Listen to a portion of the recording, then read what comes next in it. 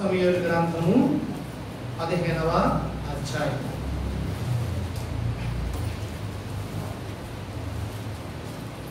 మొదటి వచనం నుండి 3వ వచనం వరకు చదువుకుందాం.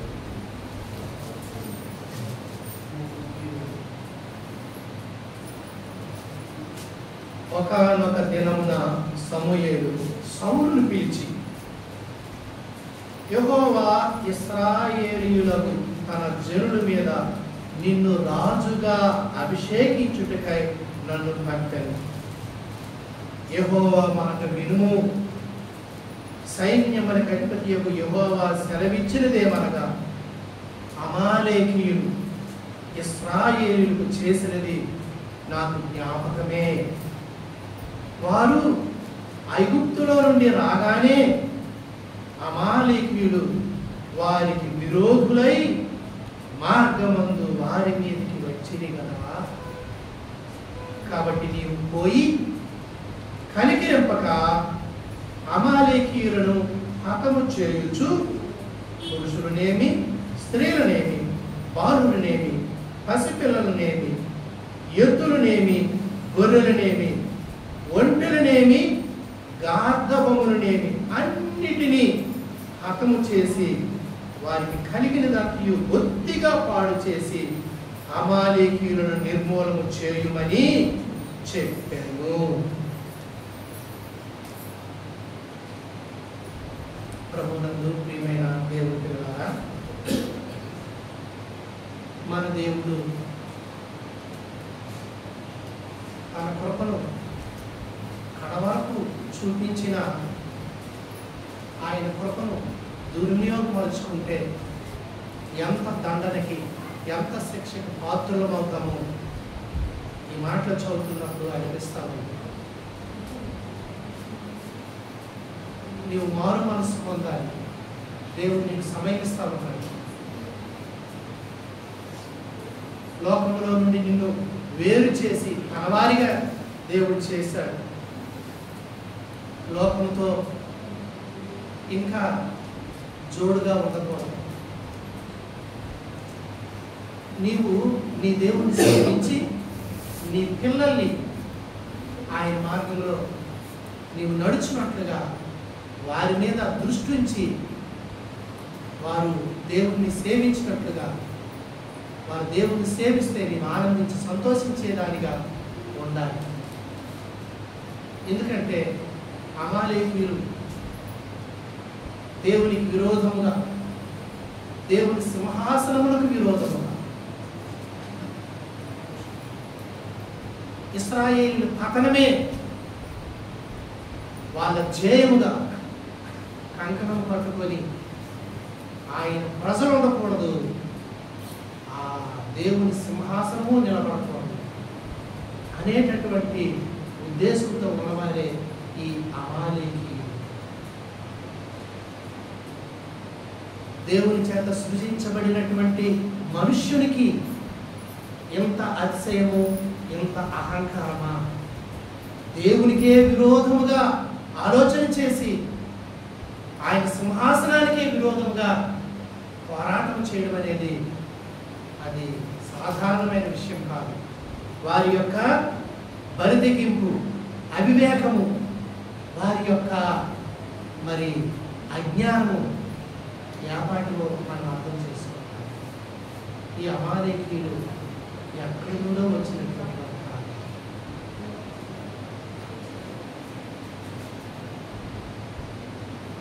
ఏసావు, యాకోబులు ఇస్సాకుకి కుమారులు. అబ్రహాం కుమారుడు ఇస్సాకు. ఆ ఏసావు సంతానం నుండి వచ్చినటువంటి వాడే ఈ అమాలేకీయులు. ఆదికాండము 36వ అధ్యాయం.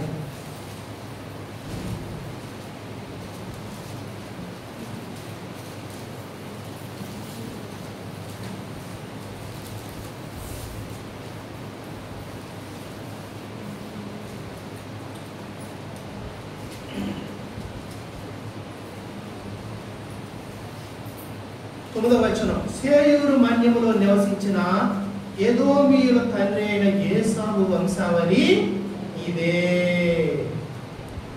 12వ వచనం. ఆమె ఎలీఫజుకు అమాలేకును కనెను. వీరు ఏసావు భార్య అయిన ఆదా కుమారుడు. అమాలేకు అక్కడ మనం చూస్తాం.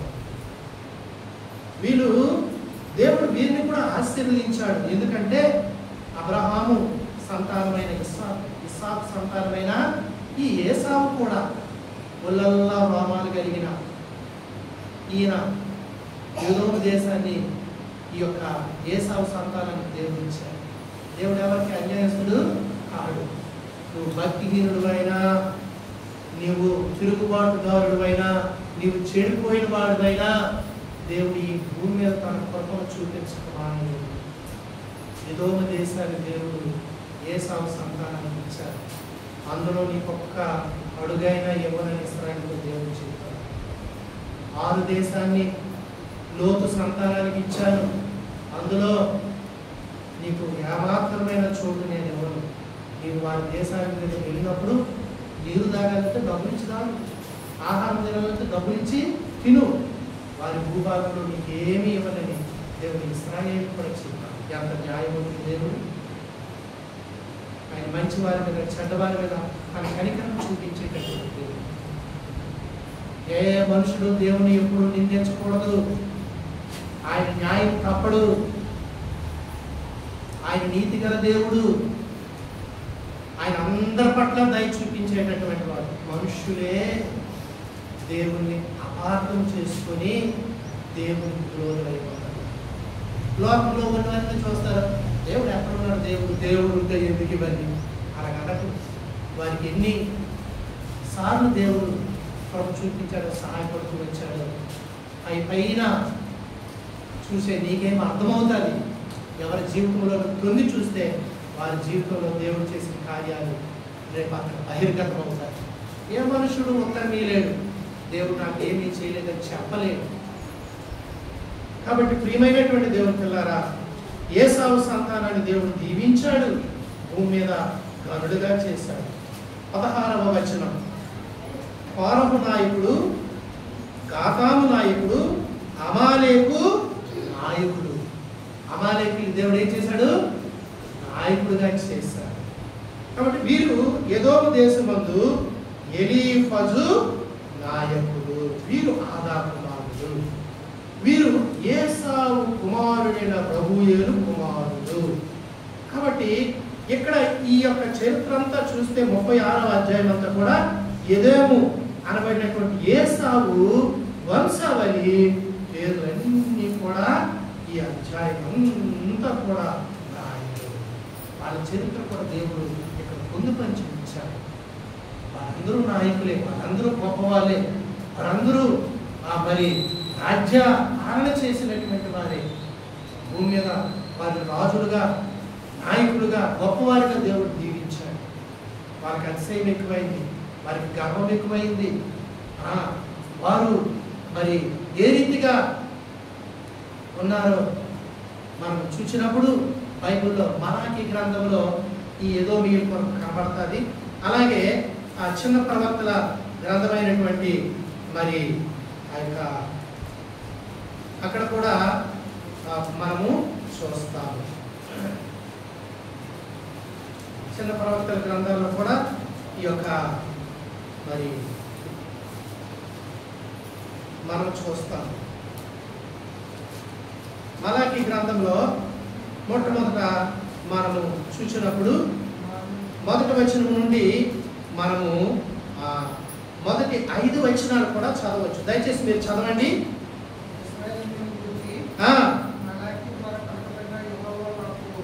మలాకీ ద్వారా పలకబడిన యెహోవా వాక్కు. దేవుడు సెలవిచ్చేది ఏమిటంటే, మీ ఎడల నేను ప్రేమ చూపాను.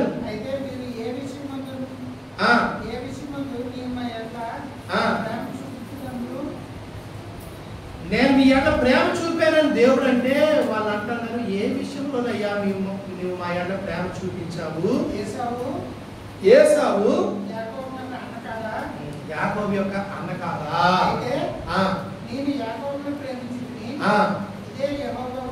దేవుడు అంటున్నాడు యాకోబు నేను ప్రేమించాను. యాకోబు అనే పదానికే అర్థం ఏంటంటే మోసగాడు అని అర్థం. మనం మోసగారమైన దేవుడు మనల్ని ప్రేమించాడు. దేవుడు చెప్పాడు నేను ఏసావును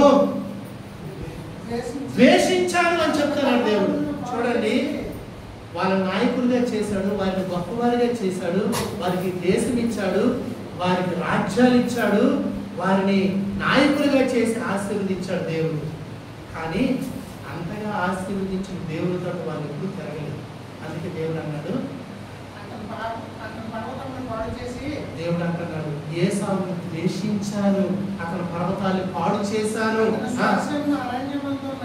అతని స్వాస్యాన్ని అరణ్యమందున నక్కల పాలు చేశాను. వాళ్ళు అంటున్నారు మనం నాశనం అయిపోయాము, పాడైన మన స్థలాన్ని మరలా కట్టుకుందాం రండి అని ఏదో మీరు అనుకుంటున్నారు.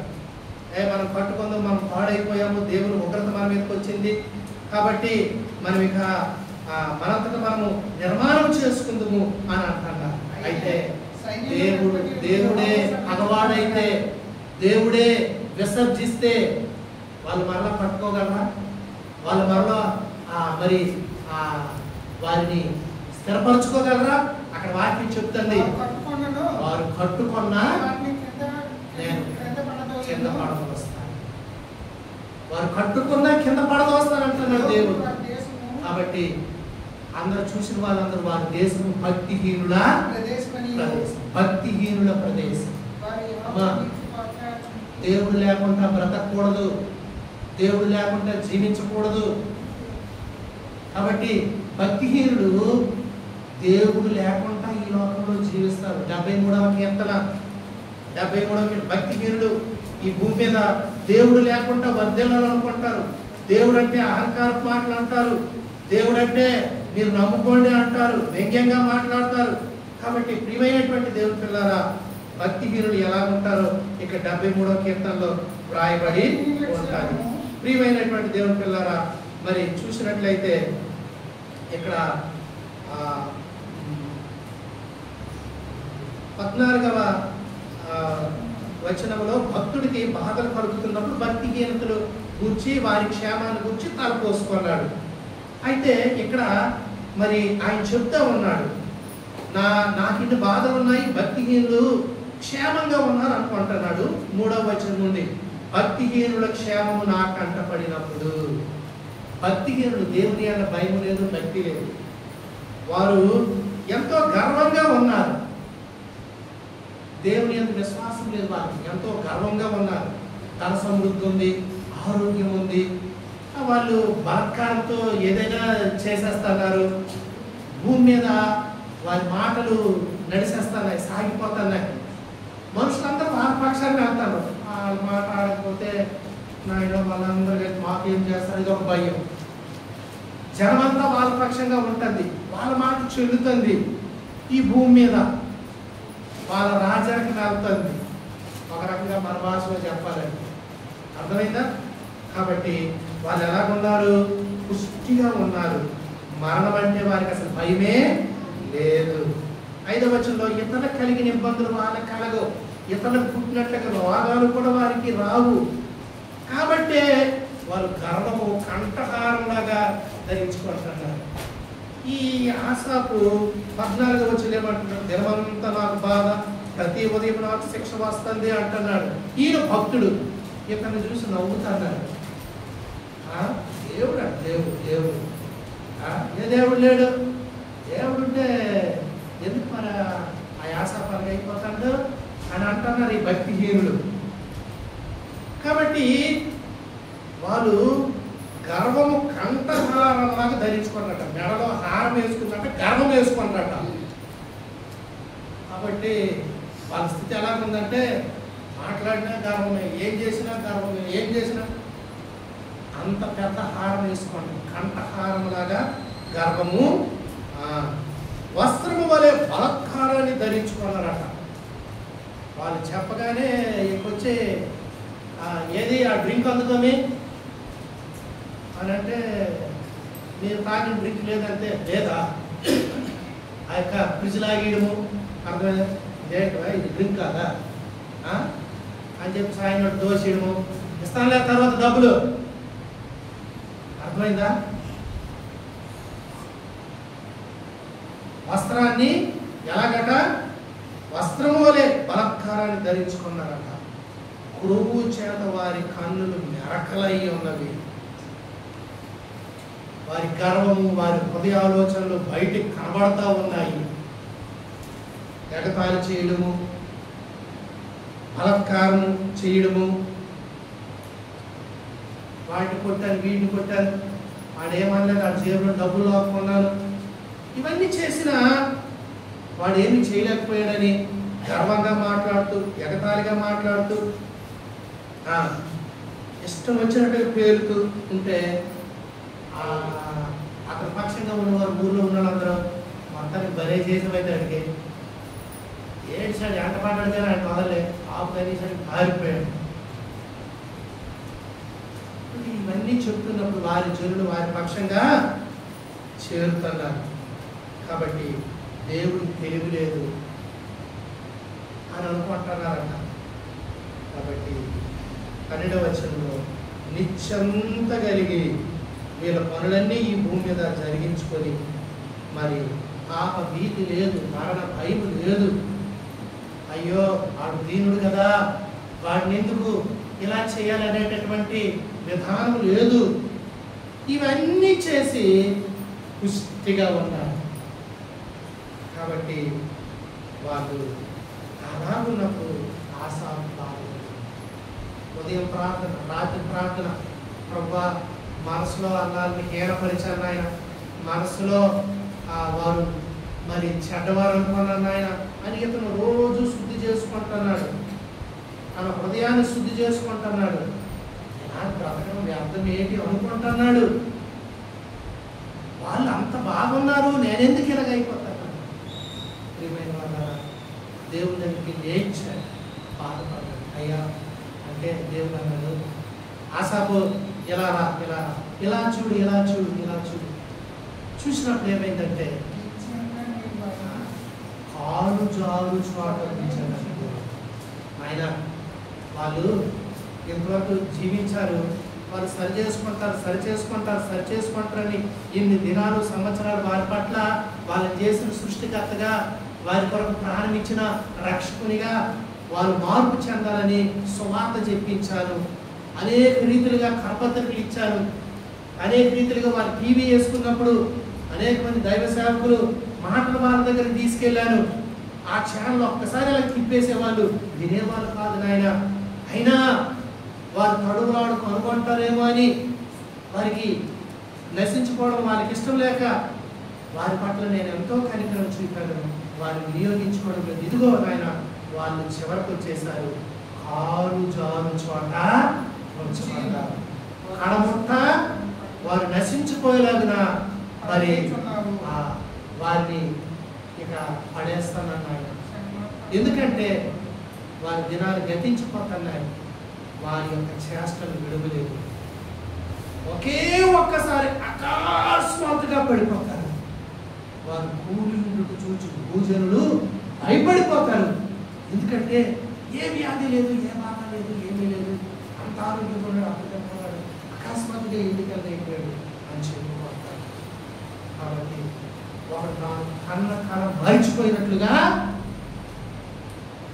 వారి బ్రతుకు నీటించబడతారు నీవు నా దగ్గర ఉన్నావు నాయన నీవెన్ని బాధ పొందినా నిన్ను ఇంకా శోధించి పరీక్షించి శ్రమ పెట్టి నిన్ను సువర్ణంలాగా చేయాలనుకుంటున్నాను ఆయన బాధపడితే నీకు బాధపడుతుందని నువ్వు చెడ్డ మాటలు పలకమని చెడు తలంపులు కలచవని నువ్వు సరిగా ఉండాలని ప్రేమతో పెట్టే నా ప్రేమకు శిక్షణే కానీ ఇది నేను నాశనం చేసే శిక్షలు కాదు పాపం ఏడ్చాను ప్రభా నేను పశుప్రాయుని అయిపోయాను మృగము వంటి వాడిని అయిపోయాను నా పట్ల నీ కనికరం ఎంత గొప్పదని నాకు తెలియదు. భూమి మీద శ్రమల గుండా శోధనల గుండా నడిపిస్తే దేవుడు నన్ను వదిలేశాడు అనుకున్నాను. కానీ నిత్యరాజ్యంలో నన్ను చేర్చడానికి ఇవన్నీ నాకు ఇవ్వబడుతున్నటువంటి ఆశీర్వాదమే ఈ శిక్షలు, ఈ శ్రమలు అని నేను తెలుసుకోగలుగుతాను. నన్ను క్షమించు నాయన. ఆకాశమందు నీవు తప్ప నాకెవరున్నారు? నీవు ఉండగా ఇంకా ఈ సుఖాలు, ఈ క్షేమాలు నేను వారండి అని చెప్పి అనుకున్నాను. భక్తులకి తన ఆదరణ శుభవచనాలతో ఆయన పలుకుతాడు. ప్రియమైనటువంటి దేవుడు, అందుకే ఆయన ఒక గ్రంథాన్ని రాస్తాడు. మలాకి గ్రంథం 3వ అధ్యాయం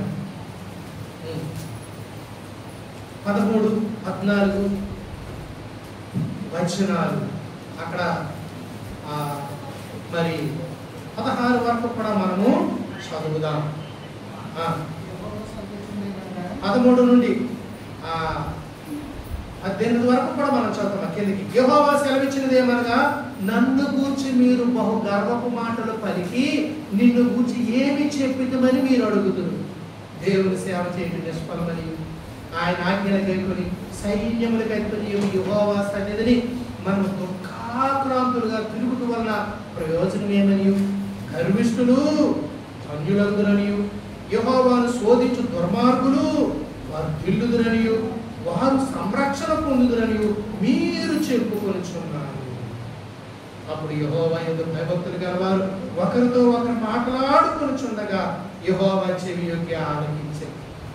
2-3 విశ్వాసం కూర్చుంటే కోసం ఇలాగే అనుకుంటాను మేము. మనము కూడా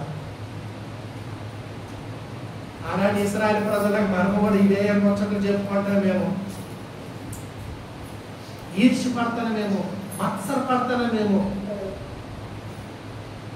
మరియు యెహోవా యందు భయభక్తులు కలిగి ఆయన నామమును స్మరించుచూ ఉండు వారికి జ్ఞాపకార్థంగా ఒక గ్రంథము ఆయన సముఖమందు రాయబడింది.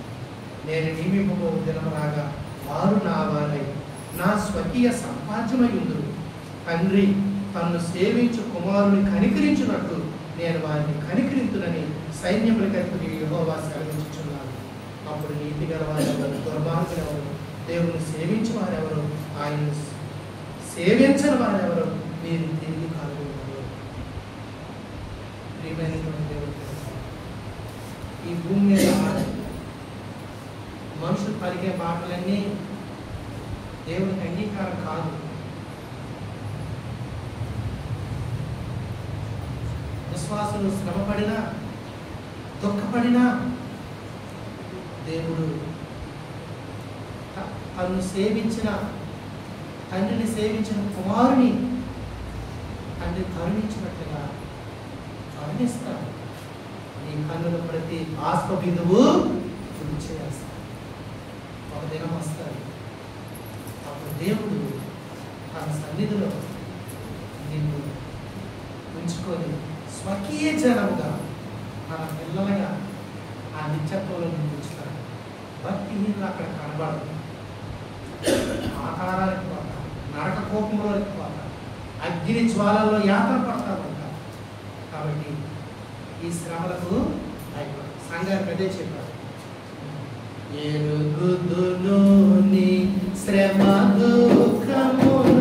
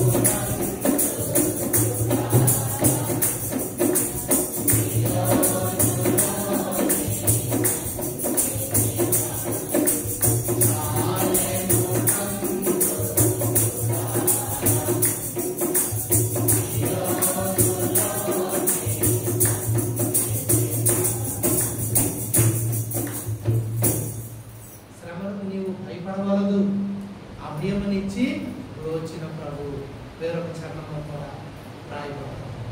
శ్రమలకు నీవు భయపడవు, మరణం వరకు నమ్మకంగా ఉండు, నీకు జీవ కిరీటం ఇస్తాను అని భావిస్తున్నాను. కాబట్టి ఈ జీవిత యాత్రలో వచ్చేటటువంటి ఈ శ్రమలు దుఃఖాలు రేపు మహిమ గల రాజ్యంలో ఆనందించడానికే కానీ నేను వదిలేసి నీకు ఈ శ్రమలు ఇవ్వలేదు. శ్రమలు కుటుంబ వేసి నేను పవిత్రురాలుగా పరిశుద్ధులుగా చేస్తాను. దేవుని సంకల్పములో ఆయన భవిష్యత్తు జ్ఞానము మనకు తెలియదు. నిన్ను ఏ రీతిగా నడిపించి నిన్ను సరిచేయాలో. కాబట్టి ఇవన్నీ ఆయన అనుమతి వల్లే వస్తాయి. మనల్ని స్వచ్ఛమైన వారిగా పరిశుద్ధులుగా చేయడానికి ఇవి మనకి అవసరం. ఏ శ్రమ ఏ ఇబ్బంది లేకుండా పరలోకానికి వెళ్ళడానికి నువ్వు సిద్ధపడలేవు. కాబట్టి దేవుడు ప్రేమతో తీసుకొచ్చే అప్పుడు కన్నీళ్ళు తుడిచి ఇలాగూ నిన్ను బాధ పెట్టాలని నా ఉద్దేశం కాదు. బంగారము నిన్ను నేను అక్కడ భూమి మీద నరకంలో దిగలేక నీకు అటు చూసి చూడనట్టుకుంటాను, నీకు సహాయపడుతూ వచ్చాను, ఎంతో బాధపడ్డాను కదా అని కౌగిలించుకుంటాను అన్నమాట. ఆదరిస్తాను. నాయన నిజమే తండ్రి, వాళ్ళందరూ అక్కడికి వెళ్ళిపోయారంటే నన్ను ప్రేమించబట్టే ఎంత కనికరం చూపించావు తండ్రి. ఆ శ్రమలు ఈ మహిమలో ఎనదగినవి కావు నాయన. అప్పుడు ఆయన పాదాలు పట్టుకుని ఏడుస్తాను, ఎంత ప్రేమ చూపించావు తండ్రి. ఇది మనకు అర్థమైతే అన్ని విషయాల్లో దేవుని మనం కనపరుస్తూనే ఉంటాం. దేవుడు నాకు తోడుగా ఉన్నాడు, దేవుడు ఇచ్చాడు, దేవుడు తీసుకుని పోయాడు, దేవునికే మహిమ అని భక్తుడు యోగు చెప్పిన. బైబిల్ ఉందా యోగుకి? సహవాసం ఉందా యోగుకి? ఆనాడు సంఘం ఉందా? అని దేవుని యొక్క భయభక్తులు కలిగించాడు. ఎప్పుడు భయపడదు, దేవుడు నిన్ను విడిచిపెట్టాడు. ఆసాపు కన్నీరు గొడవబడింది. అప్పుడు నుండి చక్కగా ఆయన దేవుని మహిమపరచము. ఏది నేను కోరనయ్యా, ఏది నాకు వద్దయ్యా, ఆకాశం ముందు నీవు నాకున్నావు చాలయ్యా, ఈ భూమి మీద ఏం లేకపోయినా ఇక నేను బ్రతికేస్తానయ్యా చెప్పి ఆయన తీర్మానము చేసుకున్నాడు. ఏదో వీళ్ళు మరి పట్ల దేవుడు ఎంతో కనికరము చూపించాడు. ఓబద్య గ్రంథం చూడండి. ఓబద్య మొదటి వచనం నుండి చదవండి దయచేసి.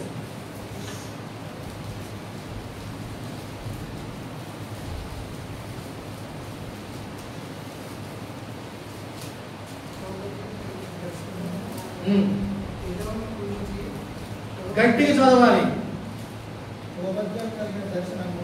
ఓబద్యాకు కలిగిన దర్శనం ఎదోమును గూర్చి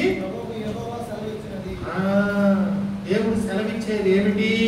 యెహోవా యొద్ద నుండి వచ్చిన సమాచారం మాకు వినబడెను. ఎదోము మీద యుద్ధము చేయడం లేండని జనులను రేపుటికై దూత పంపబడి ఉన్నాడు. నేను అన్య జనులో నిన్ను అల్పునిగా. ఒకప్పుడు ఎంత ధనుడు, నాయకులు రాజరికం చేశారు. ఇప్పుడు దేవుడు ఏం చేశాడో తెలుసా? దేవుని జ్ఞాపకం చేసుకుని పోతే నీ చివరి గతి ఏమవుతుందో చూడు. నేను అన్ని జనులో నిన్ను అల్పునిగా చేస్తుంది, బహుగా తృణీకరింపబడదు. అత్యున్నతమైన పర్వతం మీద ఆసీనుడు అయి ఉండి కొండ సందులలో నివసించువాడా, నన్ను క్రిందకి పడద్రోయగలవాడు ఎవడని అనుకునివాడా, నీ హృదయపు గర్వము చేత నీవు మోసపోదు. పక్షిరాజు కూడంత ఎత్తున నివాసము చేసుకుని నక్షత్రములో నీవు దాన్ని కట్టిన అక్కడ నుండి నేను నిన్ను క్రింద పడవేదును. ప్రియమైనటువంటి దేవుని పిల్లలు, ఈ యొక్క అధ్యాయం ఓబద్య ఏసావు కొరకే, వారి కొరకే వ్రాయబడింది ఈ అధ్యాయం అంతా. కాబట్టి ప్రియమైనటువంటి వాళ్ళ మరి మనం చదువుకోవాలి. మీరు ఇంటికి వెళ్ళి ఇవన్నీ చదవండి. ప్రియమైనటువంటి 6వ వచనం, ఏసావు సంతతి వారి సొమ్ము స్వాదా చూడబడును, వారు దాచిపెట్టిన ధనమంతయు పట్టబడును. ప్రియమైనటువంటి దేవుని వారు ఏమేమి చేశారో, నీతో సంధి చేసిన వారు నిన్ను తమ సరిహద్దు వరకు పంపివేయదు, నీతో సమాధానంగా ఉన్నవారు నిన్ను మోసపుచ్చి నీకు బలత్కారం చేయుదురు. వారిని అన్నం తిని నీ కొరకు ఊరియొట్టుదురు. ఎదోముకు వివేచన లేకపోయింది. కాబట్టి ప్రియమైనటువంటి దేవుని పిల్లరా, 8వ వచనం, ఎదోములకు ఆ దినమందు ఏసావు పర్వతంలో వివేచన లేకపోయినట్లు ఎదోముల నుండి జ్ఞానులను నాశనము చేయదు. కాబట్టి అక్కడ అవమానము పొందినట్టుగా ఎన్నటికీ అది లేకుండా నిర్మూలన చేయబడ్డదని 10వ వచనంలో ప్రారంభం. దేవుడే పగవాడైతే మన పరిస్థితి ఎలా? దేవుడు కరుణించిన దినాలు, ప్రభు చూపించిన దినాలు మనం స్మరణకు తెచ్చుకొని ఆయన వైపు తిరగాలి. కాబట్టి ఇది కూడా మనకు పాఠమే, మనకు పాఠం. కాబట్టి ఆ ఏసావు సంతానం వచ్చిన వాడే ఎవరు? అమాలేకు. వారు పెద్ద జనమయ్యారు, బలిష్టమైన జనమయ్యారు. ఇప్పుడు ఎవరో కాదు, యాకోబు సంతానం, అంటే వాళ్ళ తమ్ముడు సంతానం. ఏసావు యొక్క తమ్ముడే కదా యాకోబు. యాకోబు సంతానం ఐగుప్తుకి వెళ్ళిపోయింది, కష్టాలు పడుతున్నారు. 400 ఏళ్ళు బానిసలుగా ఉన్నారు. 430 సంవత్సరాల తర్వాత ఐగుప్తులు వాళ్ళు వెట్టి చాటి చేశారు. వీళ్ళేమో వర్ధిల్లి రాజులుగా పరిపాలన చేశారు. యాకోబు సంతానమేమో దాసులైంది. కాబట్టి వారి పట్ల ఎంత ప్రణాళిక కలిగి ఉన్నాడు దేవుడు. అవునా కదా? యోసేపు ముందుగా పంపించాడు ఎక్కడికి? ఐగుప్తుకి. ఆ ఐగుప్తుకి రాజుని చేశాడు, ప్రధానమంత్రిగా చేశాడు, రాజు తర్వాత అధికారిగా చేశాడు. వీళ్ళందరూ అక్కడికి వెళ్ళిపోతే వారిని పోషించాడు. ఆ రాజు ఎన్నో శ్రమలు పడితే దేవుడు వారిని తగ్గిపోయినట్లు చేయలేదు. వారి సంతానం విస్తరించింది. వాళ్ళు అసహ్యపడ్డారు. ఏంటి ఇంతగా వృద్ధి చెందేస్తున్నారు? వీళ్ళని నలిపేసినా, వీళ్ళని మరి పాదాల కింద తొక్కేసిన, వీళ్ళని ఎంత మరి మానసత్వంలో అనగదొక్కినా అభివృద్ధి అయిపోయింది. ఎందుకంటే దేవుని కృప వారి మీద, దేవుడు వారిని కరుణించి మీకు స్వాస్థ్యమిస్తాను కనాను దేశము, ఈ ఐగుప్తు నుండి విడిపించి వెళ్ళిపోండి అని చెప్తే ఆ బానిసత్వం నుండి వారు బయటకు వస్తే ఏం చేశారు? అమాలేకులు ఎదురుగా వచ్చి చంపాలని పెట్టారు.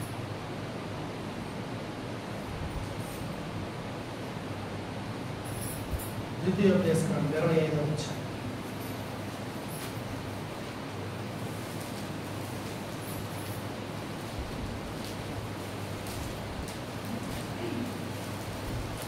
25వ వచనం. మీరు ఐగుప్తు నుండి వచ్చుచుండగా మార్గమున అమాలేకులు నీకు చేసిన దానిని జ్ఞాపకం చేసుకొను. అతడు దేవునికి భయపడక మార్గమున నీకు ఎదురుగా వచ్చి నీవు ప్రయాసపడి అలసి ఉన్నప్పుడు నీ వారిలో నీ వెనుకనున్న బలహీనులందరినీ హతము చేశాను. ఏం చేశాడట? అమాలేకులు ఐగుప్తు నుండి ఇశ్రాయేలు వస్తూ ఉన్నప్పుడు, అయ్యో మా సహోదరుడు పిల్లలే కదా వీళ్ళు అని కరుణించలేదట. బయటోడు కాదు కదా, ఈ చేసింది బయటోడు కాదు. కరుణించకుండా ఏం చేశాడంటే దేవునికి భయపడక నీకు ఎదురుగా వచ్చి నువ్వు ప్రయాసపడి నడిచి అలసిపోయినప్పుడు వెనక్కి వెళ్ళి నీ వారిలో ఉన్న బలహీనులు వారు వస్తుంటే వెనకత్త నుండి చంపుకొని వచ్చేస్తాను. అయ్యో ఇన్నాళ్ళకి దేవుడు మిమ్మల్ని కరుణించాడు, మేమైతే ఇంత కొడుకుంటున్నాము, మీరు ఇంత దరిద్రంతో వెళ్ళిపోయారు, ఇలా ఈ నీళ్ళు తాగిన నీరు పట్టుకొని రాలేదు. ఆ వెనుక నుండి బలహీనులు చంపేస్తాడు. ఈనాడు దుష్టుడు నీ స్వాస్థ్యాన్ని నువ్వు పొందకుండా మార్గంలోనే నేను హతం చేస్తాను. ఇంతవరకు నువ్వు కాపాడబడ్డ దేవుడు ఈరోజే దేవుడికి నీ జీవితం అప్పగించుకో. దేవుడి మీద గురుందా? దేవుడు నీకు ఇచ్చే స్వాస్థ్యం మీద గురుందా? అందుకొరకు నీవు మొదట అడుగేసావా? రోజు ఆరంభించి ప్రభువా నన్ను క్షమించు, ఐగుప్తు దాస్యం నుండి నన్ను విడిపించాలి, ఈ లోక పాపముల నుండి ఇదిగో నిత్య జీవం కొరకై మొదటి అడుగేస్తున్నాను, నన్ను నడిపించున్నాను, నిన్నే గురిగా పెట్టుకుంటాను.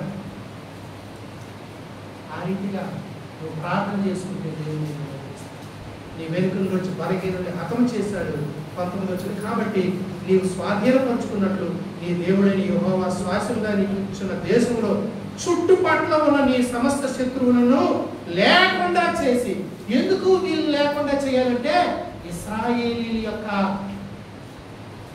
ఉనికికే ముప్పుగా ఉన్నారు. ఇశ్రాయేలు పరిశుద్ధ దేవుని సింహాసనానికి విరుద్ధంగానే వీళ్ళు పనిచేస్తారు. నిర్గమకాండం 17వ అధ్యాయం అక్కడ దేవుడు యెహోషువతో కూడా చెప్పాడు. 17వ అధ్యాయం నిర్గమకాండం 8వ వచనం చూడండి. తర్వాత అమాలేకులు వచ్చి రెఫీదీములో ఇశ్రాయేలుతో యుద్ధము చేయగా, వీళ్ళకి ఏం పట్టుకోయింది? ఇశ్రాయేలుతోనే యుద్ధం వీళ్ళకి. చూడండి, మోషే అంటున్నాడు యెహోషువతో, మన కొరకు మనుషులను ఏర్పరచు, వారిని తీసుకుని బయట వెళ్ళి అమాలేకులతో యుద్ధం చేయాలి. మన కొరకు మనుషులు ఏర్పరచు, అమాలేకులతో యుద్ధం చేయడానికి మనుషులు ఏర్పరచు. లోకంతో పోరాడడానికి, శరీరంతో పోరాడడానికి, సైతాన్తో పోరాడడానికి, అపవిత్రతో పోరాడడానికి. హెబ్రీ 4:12 నేను పాపముతో పోరాడులో రక్తము కారునంతగా ఇంకా దానిని ఎదిరించలేదట. పాపముతో పోరాటంలో రక్తమైనా కాచి ఎదిరించారట. దానికి నేను లోబడకూడదు. మన కొరకు అమాలేకులతో యుద్ధం చేయడానికి మనుషులు ఏర్పరిచి, సంఘమా నీవు అమాలేకులతో యుద్ధం చేయడానికి దేవుని చేత ఏర్పాటు. యెహోషువ అంటే ఎవరు అనుకున్నారు? యెహోషువ అంటే యేసు ప్రభువే. పాత నిబంధనలో యెహోషువ అంటే రక్షకుడు. ఈనాడు రక్షకుడు అపవాదిని గెలిచాడు. అపవాదిని ఓడించడానికి నిన్ను నన్ను తన సైన్యంలో చేర్చుకోవాలి. మన కొరకు మనుషులను ఏర్పరచు, నీవు దేవుని పక్షంగా నిలబడాలి. కాబట్టి మోషే కర్ర పట్టుకొని ఆ పర్వతం మీదకి వెళ్ళి కొండ శిఖరాన నిలిచి, మరి వారు యెహోషువ చెప్పినట్లుగా అమాలేకులతో యెహోషువ తన సైన్యాన్ని తీసుకుని యుద్ధం చేస్తూ ఉంటే, మోషే అహరోను ఆ యొక్క పూరు అనేటటువంటి వారు కొండ శిఖరానికి ఎక్కారు. మోసే చెయ్యిలు పైకెత్తినప్పుడు ఇశ్రాయేలీయులు గెలుస్తారు. మోసే చేతులు కిందకి దించినప్పుడు అమాలేకులు గెలుస్తారు. అంటే యుద్ధ భూమిలో యుద్ధం చేస్తారు, కానీ ఆ యుద్ధం వద్ద జయం రావాలని దైవజనుడు మోషే చేతులు ఎత్తితేనే యుద్ధం. నువ్వు ఏ కార్యం చేయాలనుకున్నా నీ శక్తి చేత, నీ బలం చేత నువ్వు ఏమి చేయవు. దేవుని సహాయం. నీ కొరకు ప్రార్థించేవారు వెనకుంటేనే. దైవ సేవకుడు ఎక్కడికి వెళ్ళా మరి ఆ దేవుని సేవ చేసి రావాలంటే అనుదినము దేవుని పిల్లలు ప్రార్థన చేయాలి. ఎంతమంది ప్రార్థన చేస్తున్నారు? నీ వాక్యంతో నింపు, నీ ఆత్మతో నింపు, మాకు నీ మాటలు తెలియజెప్పని ఎప్పుడైనా దేవుని సేవకుడు కొరకు ప్రార్థించావా? ఆలోచించు. దైవజనుడు మోషే వృద్ధాప్యంలో చేతులు బరువెక్కిపోతే అహరోను ఊరు ఏం చేశారంటే ఒక బండను తీసుకొచ్చి దాని మీద కూర్చోబెట్టి ఒక చెయ్యి అహరోను పట్టుకున్నాడు, ఒక చెయ్యి ఊరు పట్టుకున్నాడు. పొద్దు గుంకినంత వరకు కూడా మోషే చేతులు అలా నిలబడితే అక్కడ అమాలేకీయులు ఓడిపోయారు. అమాలేకీయులు ఓడించారు. 13వ వచనం చదవమ్మా. అక్కడ 17:13 నిర్గమకాండం. కత్తి వాడి చేత అమాలేకు రాజును అతని జనులను గెలిచారు. గెలిచారు కానీ నిర్మూలన చేయలేదు. గెలిచారు, నిర్మూలన చేయలేదు. అందుకు ఇశ్రాయేలుకు రాజుగా ఏర్పాటు చేసినటువంటి సౌలుకి ఈ బాధ్యత అప్పగించాడు. నిన్నెందుకు కనపరిచాడు దేవుడు? నీకెందుకు ఈ పడవలో తీసుకొచ్చాడు దేవుడు? ఈ రాజ్యానికి ఎందుకు ఇచ్చాడు దేవుడు? అన్ని గోత్రాలు 12 గోత్రాల్లో బెన్యామీను గోత్రంలో నుండి నిన్ను ఎందుకు ఏర్పాటు చేసుకున్నాడు? నా మాట విను నాయన. దేవుని తీక్షణమైన పాపం తన ప్రజల్ని చంపేస్తున్న అమాలేకీని ఎవరు చంపుతారు? తన ప్రజలకి కణాలకు పోకుండా అడ్డగించే అమాలేకీల్ని, నాశనం చేసే అమాలేకీల్ని ఎవరు చంపుతారు? నీ ప్రార్థనా శక్తితో అమాలేకీల్ని చంపాలి. నీ వారు అమాలేకీలు వశం పడిపోతున్నారు. లోకములో పాపములో అమాలేకి చంపేస్తున్నాడు. వారి పట్ల నీ చేతులకు దేవుడు ప్రార్థించు. కాబట్టి యెహోషువ గెలిచాడు రాజుని, అమాలేకు ప్రజల్ని కత్తి వాడి చేత. దేవుని వాక్యమే మన ఖడ్గము, ఆత్మ ఖడ్గము. ప్రియమైనటువంటి దేవుని పిల్లల, ఆత్మలో అపవాదికి చోటివ్వకూడదు, పాపానికి చోటివ్వకూడదు. ప్రభు అపవాదిని గద్దించాడు. నువ్వు కూడా పోరాడు పాపంతో, చెడుతనాన్ని ఓడించు. కాబట్టి ఇప్పుడు సౌలు కూడా అమాలేకీయుని దేవుడు చెప్పిన మాట ఏంటంటే నిర్మూలన చేయి. వాడిని ఉండనిస్తే నిన్ను నిర్మూలన చేస్తాను. ఇదనమాట కథ. వాడిని నువ్వు ఉండనిస్తే నిన్ను నాశనం చేయడమే వాడి టార్గెట్. అందుకే తన ప్రజలు తన శ్వాసానికి వెళ్ళాలంటే అమాలేకీని ఇప్పుడు ఏం చేయాలా? నిర్మూలన చేయాలి. అమాలేకు అంటే ఇప్పుడు పాము చాలా పిల్లలు పెట్టింది. పాము పిల్లలు అని చెప్పేసి పొట్టలో తీసుకొచ్చి రోజు పాలు పెడుతుంటే బాగుంటుందా? పిల్లల్ని చంపాలా లేదా? నిర్మూలన చేయాలా లేదా? శుక్రవారం నాడు మందిరకు వచ్చేతనలో లైట్ కొట్టుకొని పాము దాటి వెళ్ళిపోతే నేను అంటే అది ఎంత పొడుగు ఉంది కానీ పిల్లది. పొడుగు చాలా ఉంది, పిల్లది. దాని తల మీద నుండి ఏదో వెళ్ళిపోయింది కదా, పైకి వెళ్ళిపోయింది. అది తిరగబడి యాటు చుట్టుకొని దాన్ని దాటి వెళ్ళిపోయింది. లైట్ కొట్టుకొని దాటి వచ్చాను నేను. ఆవిడ ఎప్పుడు ఉంటుంది, జాగ్రత్త అంటుంటుంది. ఆవిడ కట్లో పడిపోయింది.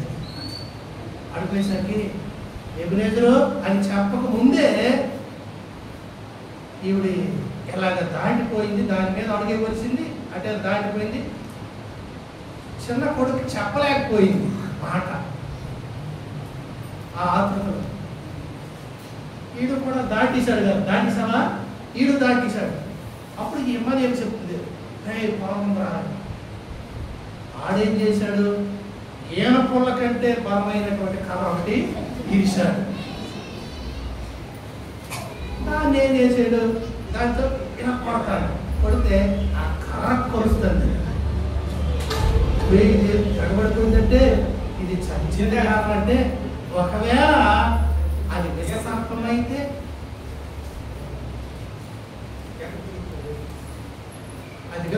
అయితే ఆ కర్రను కలిసినట్లుగా ఎవరి కాలుకేని కలిసి ఏమవుతుందమ్మా? పెళ్ళేని అదేం చేయలేదు, పడిపోయింది అలా వదిలేయండి అంటామా? అమాలేకు అంటే అంత ప్రమాదం. దాంతో 2 దవులు ఉంటాడు. దానికి ఏమవుతుంది? దానికి ఇలా పెట్టి అటు చేసి అప్పుడు ఇంటికి వెళ్ళిన తర్వాత సాయంత్రం చెప్తున్నాడు, అమ్మా నేనేమంటాడు, చిన్న బామైనా పెద్ద కర్రతో కొట్టాలి. మరి అక్కడ పట్టుగా ఆ పని చేయలేదు. చిన్న బామైనా పెద్ద కర్రతో కొట్టాలి. అక్కడికి వెళ్ళిన తర్వాత నేను అంటాను, కాలుతో తిరగానేరా అని అంటాను. ఇంటికి వెళ్తే ఆ మీద కోపము, నువ్వు కాలు పెడతానంటావేంటి, కాలు పెడతానంటావేంటి? ఆ కళ మీద ఎలా గెలుస్తుంది? చిన్నపిల్లే కదరా. కొడుకు మట్టు చాలా పెద్దది ఉంది. కాలుతో ఇలా గెలిస్తే సరిపోదు కదంటే. నువ్వు ఎంత అయిపోయావో, నీకు ఆలోచన లేదేంటి, కాలు పెట్టేస్తానంటావేంటి? ఇంటికి వెళ్ళి ప్రియమైన దేవుని పిల్లరా చెప్పేది ఏంటంటే అమాలేకీయుని నిర్మూలన చేయు. అయితే సౌలు ఆ పని చేయు. వెళ్ళాడు. ఆ బలమైనటువంటి ఎడ్లు, గొర్రెలు, దేవుడు అన్నాడు అక్కడ 1 సమూయేలు 15వ అధ్యాయంలో, పశువులేమి ఆ జంతువులేమి అక్కడ ఉన్న ఏది కూడా నువ్వు దోచుకోకూడదు, తీసుకోకూడదు, అవి నీకు వద్దు అసలు, అవన్నీ నేను అసహించుకు, అసలు నువ్వు వాటన్నిటినీ మరి కనికరించుకు, వారి సొత్తు కూడా నువ్వు తీసుకోకూడదు, వారికి నీకేది వద్దు, వారిని అపహరించు. అంటే ప్రియమైన వాళ్ళారా, మనుషుల మీద దేవుడు ఒకత కాదు, మనుషులు చంపడానికి దేవుడు సంతోషించేవాడు కాదు. మనల్ని నిత్య జీవానికి ఎలాగకుండా అడ్డగించేటటువంటి ఆ యొక్క సాతానీయమైనటువంటి గురులే ఆ జనులు. అంతేగాని ఆనాటి మనుషుల్ని చంపండి అంటే కొత్త నిబంధనలో ఏ మనుషులు చంపమని మనకి చెప్పలేదు. శరీర కార్యాలు వాటిని చంపండి అని చెప్పారు.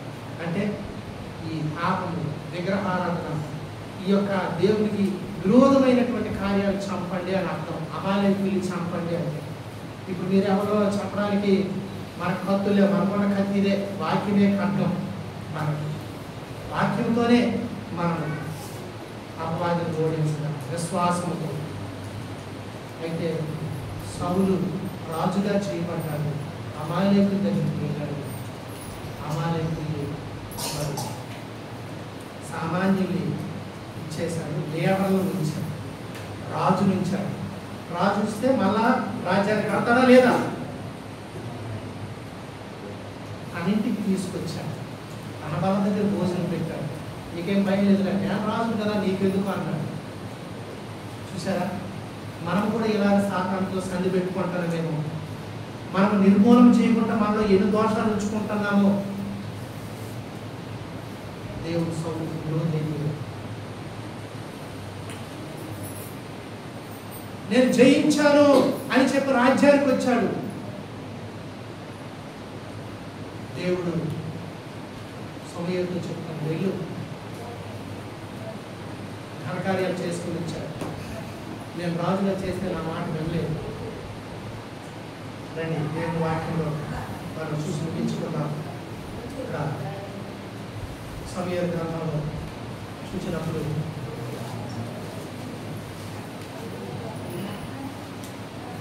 15వ అధ్యాయం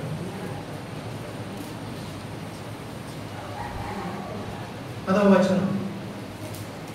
అప్పుడు యెహోవాకు సమూయేలు ప్రత్యక్షమయ్యేలాగా సెలవించాడు, సౌలు నన్ను అనుసరింపక వెలితీసి నా ఆజ్ఞలు గైకొనకపోయేది కనుక అతను రాజుగా నిర్ణయించినందుకు నేను పశ్చాత్తాపడుచున్నాను. నేను బాధపడతాను, రాజుగా చేసి నా ప్రజల్ని ఆ యొక్క దేశానికి వెళ్లకుండా అడ్డగించి నాశనం చేసేటటువంటి ఆ అమాలేకుల్ని నిర్మూలన చేయంటే నా ఆజ్ఞ గైకోలేదు.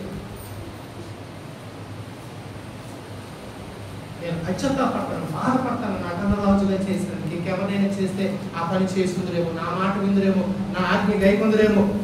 అందుకు సమూయేలు పాపావేశుడై రాత్రంతా యెహోవాకు ప్రభువా, కరుణించండి, క్షమించండి, ఈసారికైనా బలంగా చెప్తాను, ఈసారైనా పని చేస్తాడు. పాపావేశుడై దేవుడికి మొరపెడతా ఉన్నాడు. ఉదయం సమూయేలు లేచి సౌలును ఎదుర్కొనడం పోగా సౌలు కర్మెలుకు వచ్చి అక్కడ జయసూచకమైన శిలను నిలిపి తిరిగి గిల్గాలుకు పోయాడనే సమాచారము వినబడింది.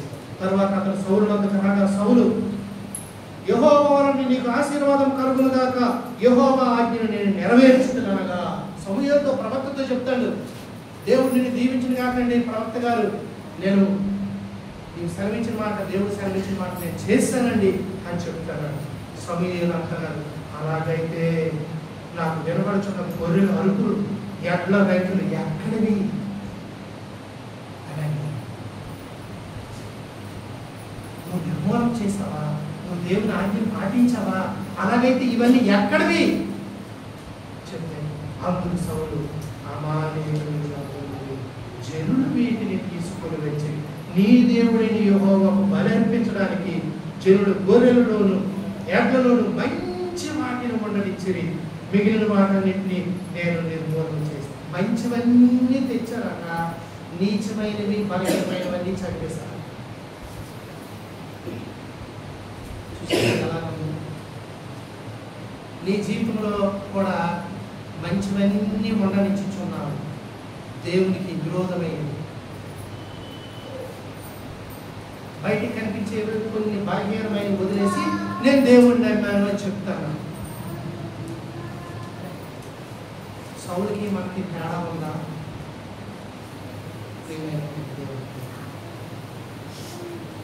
అప్పుడు సమీర్ అన్నాడు, నేను మాట్లాడమని, ఇంకా మాట్లాడద్దు, యెహోవా రాత్రి నాతో సెలవించిన నీకు తెలియజేయదు, విను అని సౌలు దేవుడు నాకు చెప్పాడు. చెప్పండి, ఏం చెప్పాడు? అందుకు సమీరు, నీ దృష్టికి నీవు అర్హుడుగా ఉన్నప్పుడు ఇశ్రాయేలు గోత్రములకు శిరస్సు అయ్యావు. యెహోవా నిన్ను ఇశ్రాయేలు మీద రాజుగా అభిషేకించాడు. యెహోవా నిన్ను సాగనంపి నీవు పోయి పాపాత్ములైన అమాలేకీయులను నిర్మూలన చేయము, వారు లైమగు వరకు వారితో యుద్ధము చేయమని సెలవీయగా నీవు ఎందుచేత యెహోవా మాట వెనక తోపుడు మీద ఎగబడి ఆయన దృష్టికి కీడు చేసేవని.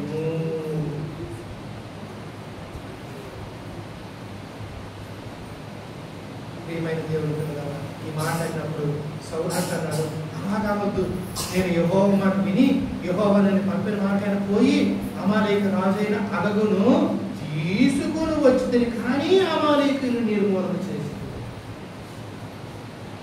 రాజునైతే తెచ్చాడు, కానీ మిగతా వారిని మొదలుగా చంపాలి. ఆయుధమైన వాళ్ళని చంపాలి. రాజును పట్టుకొచ్చారు, అంటే మా ఇంటికి తీసుకొచ్చాను రాజు.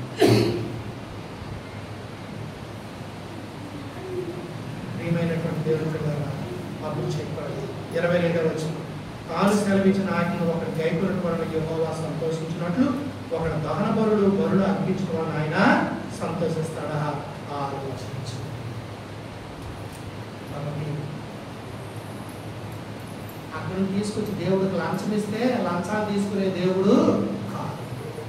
దొంగ వ్యాపారాలు, దొంగ సారాలు, దొంగ బంగారం కొని అమ్మడాలు, అర్థమైందా? లేనిపోయిన పనులన్నీ చేసి ఆ డబ్బును పంపిణీ దేవుడికి ఇచ్చితే దేవుడు క్షమించేస్తాడా? దేవుడు అంగీకరించు దేవుడు అని చెప్తున్నాడు. ఒకడు తాను సెలవిచ్చిన మాట కైకొనకుండా వాని బరువు దేవుడు అంగీకరిస్తాడా?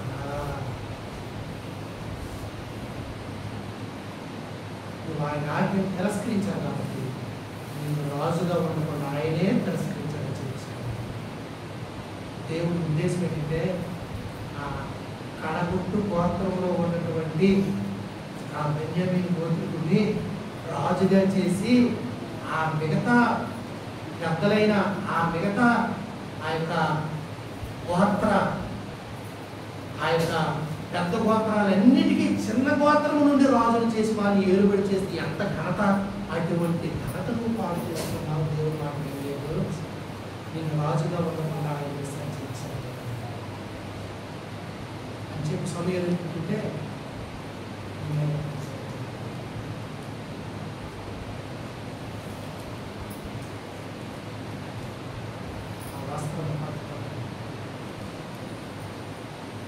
అక్కడ దైవాన్ని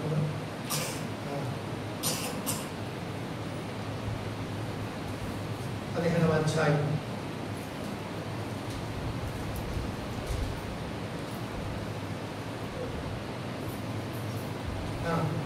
23 తిరుగుబాటు చేయడం సోది చెప్పాడు, పాపంతో సమానం, మూర్ఖ తగ్గుపరచడం, ఆయా విగ్రహం గృహదేవతకు సమానం. యెహోవా ఆజ్ఞని విసర్జించడం, నీవు రాజుగా ఉన్నప్పుడు ఆయన నిన్ను విసర్జించకుండా. అప్పుడు అంటున్నాడు, జనులకు జడిసిపోయి వారి మాట వినందున నేను యెహోవా ఆజ్ఞను నీ మాటను ఆమోదించుకున్నాను. అక్కడ జనులు ఇచ్చిన సలహా ఇది, వాళ్ళ మాటలు నేను విన్నాను. కాబట్టి నీవు నా పాపం పరిహరించి నేను యెహోవాకు మొక్కుకున్నట్లు నాతో కూడా తిరిగి రమ్మని సమూయేలు వేడు. అందుకు సమూయేలు, నీతో కూడా నేను తిరిగి రాను, నీవు యెహోవాకు నేను విసర్జించావు కనుక రాజుగా ఉండకుండా దేవుడు నిన్ను విసర్జించాడని వెళ్ళిపోవడానికి తినగా సౌలు అక్కడ దుప్పటి చెంగు పట్టుకున్నాడు. నాతో రా అని చెప్పేసి అది చిరిగను. పట్టుకున్నందున అక్కడ వెళ్ళిపోతుంటే ఈ దుప్పటి పట్టుకున్నాడు, అది చిరిగిపోయింది. అప్పుడు సమూయేలు అంటాను, నేడు యెహోవా ఇశ్రాయేలు రాజు నీ చేతుల నుండి లాగివేసి నీకంటే ఉత్తముడు నీ పొరుగువాడైన వారికి దానిని అప్పగించి ఉన్నాడు. మరియు ఇశ్రాయేలుకి ఆధారమైన వాడు నరుడు కాడు. ఆయన అబద్ధమాడడానికి అబద్ధమాడు, పశ్చాత్తాపడు. అయ్యా నాతో మొక్కుకోవడానికి బలర్పించండి, నాతో రండి, నాతో రండి, నాతో రండి అని సౌలు అడిగిన సమూయేలు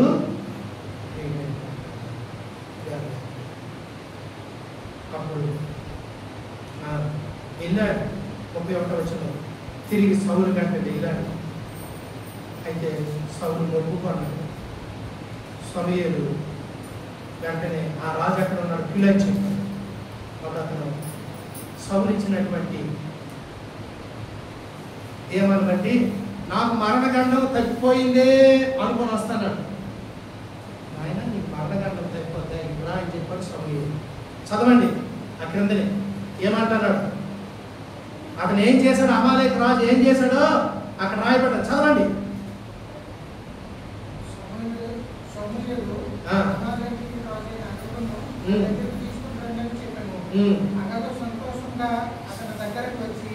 సంతోషంగా వచ్చాడు. అతని దగ్గరికి వచ్చినప్పుడు మరణశ్రమ గడిచిపోయినా అని చెప్పగా సమూయేలు నీ కత్తి అమ్మా అమాలేకు రాజు ఇశ్రాయేలుకి ఏం చేశాడంటే గర్భవతులైనటువంటి వారి గర్భములో కత్తితో ఇలాగి ఆ బిడ్డను బయటకు తీశాడు. ఇటువంటి దుర్మార్గుడిని పక్కనిస్తారా? గర్భంలో ఉన్న శిశువుల్ని కత్తితో పొడిసి ఆ బిడ్డలను బయటికి లాగాడు. ఇవన్నీ దేవుడు చూసే నా ప్రజల్ని ఇంతగా చేసినందుకు నీ శత్రువులకు ఆయన శత్రువుగా ఉంటాడు. దేవుడిని ప్రేమిస్తే నీ కొరకు ఆయన యుద్ధం చేస్తాడు. ఆయన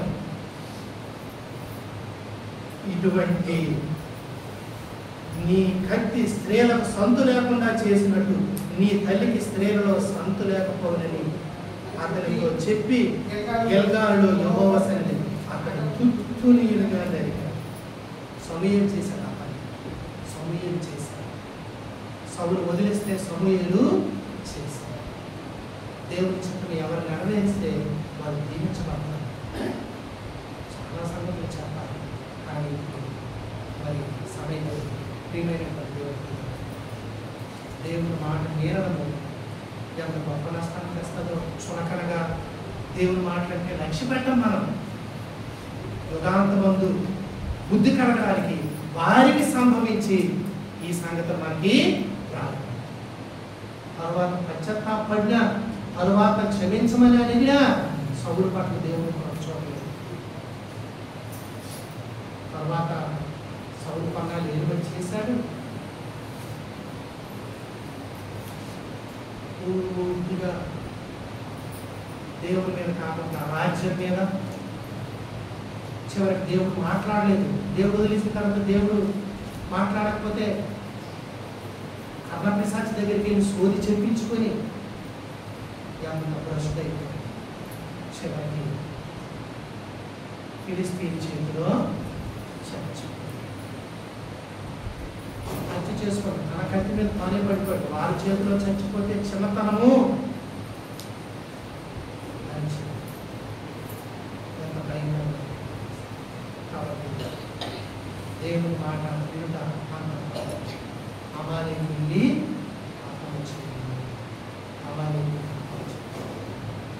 ఆ అమాలేకులు ఎవరో కాదు, నీకు ఇచ్చిన ఆ శ్వాసం చుట్టూ నీ శత్రువులందరూ నువ్వు సంహరించాలి. ఇప్పుడు మన చుట్టూ ఉన్నటువంటి శత్రువులు మనం సంహరించాలి. ఎవరు నీ శత్రువులు? చేసుకుని అడగవారా? వాళ్ళు నీకెంతో ప్రియమైన వారు. వాళ్ళ దేవుని పిల్లలు, వారికి సువార్త చెప్పు, వారిని ప్రేమించి, వారి కొరకు ప్రార్థించి నీ మనసులో పుట్టేటటువంటి దుష్టత్వమే ఈ అమాలేకు శత్రువులు. మనకి దేవుని రాజ్యానికి వెళ్ళకుండా నీకు ఉన్నటువంటి అవలక్షణాలే అమాలేకులు. నీకు వారిని చంపు, వారితో యుద్ధం చేయి. సౌలు వలె వారి మీద చేతులు వేసుకొని తిరక్కో. సౌలుకి ఏ గతి పట్టిందో అదే గతి. మోసపోకు, దేవుని దగ్గర సౌలు వారిని బ్రతకనిచ్చాడు. సౌలు శాపగ్రస్తుడు అయిపోయాడు. దావీదు దిశలా తన శత్రువులందరినీ నాశనం చేశాడు. సౌలు తర్వాత దావీదు రాజుగా దేవుడు అన్నాడు, దావీదు నా హృదయానుసారి నేను ఏది అనుకుంటే అది చేస్తాను, అది జరిగిస్తాను. ఎంత గొప్ప! అందుకే దావీదుని అతని కుటుంబాన్ని ఆశ్రయించాడు, అతని సింహాసనము స్థిరపరిచేశాడు. తన పిల్లలు చెడిపోయినా దావీదుని బట్టి నీకు ఈ సింహాసనం స్థిరపరిచేశాడు. అంత గొప్పగా.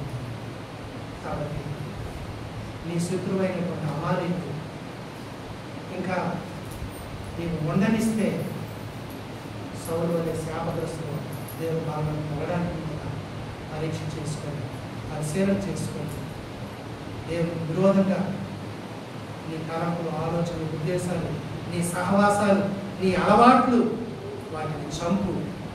అప్పుడు దేవుడు నిన్ను దీవిస్తాడు. మోకరించండి.